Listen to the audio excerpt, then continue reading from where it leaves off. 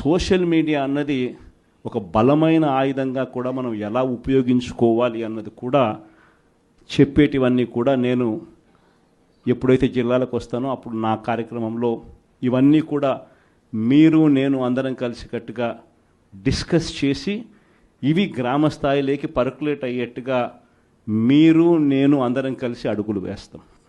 ఎందుకనంటే ఈరోజు మనం యుద్ధం చేసేది ఒక చంద్రబాబుతో కాదు, ఒక ఈనాడు, ఒక ఆంధ్రజ్యోతి, ఒక TV5 ఇలాంటి ఒక చెడిపోయిన ఒక సామ్రాజ్యంతో యుద్ధం చేస్తూ ఉన్నాం.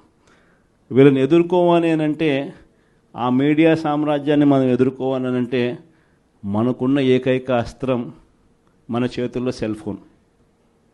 ప్రతి ఒక్కళ్ళం మన దగ్గర నుంచి మొదలెడితే గ్రామ స్థాయిలో ఉన్న ప్రతి విలేజ్ కమిటీ మెంబర్ దగ్గర నుంచి బూత్ కమిటీ మెంబర్ దాకా ప్రతి ఒక్కరికి కూడా వాళ్ళ ఫోన్ అనేది ఒక ఆయుధం కావాలి.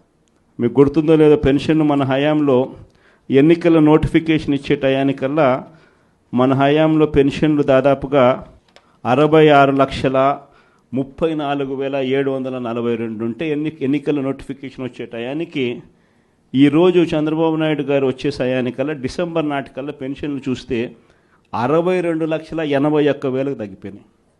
అంటే 3,53,000 పెన్షన్లు ఇప్పటికీ కటింగ్.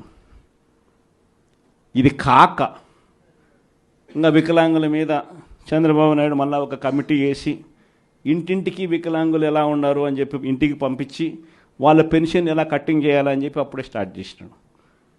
అంటే ఈయన ఉద్దేశం ఈ మార్చి కల్లా ఇంకొక 3 లక్షల పెన్షన్ తగ్గించాలని.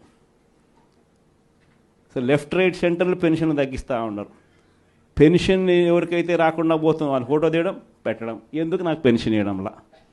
అలా మా స్కూళ్ళ పరిస్థితి ఏమిటి, మా కాలేజీల పరిస్థితి ఏమిటి, మా ఊరిలో ఉన్న హాస్పిటళ్ళ పరిస్థితి ఏమిటి అని ప్రతి విషయంలో కూడా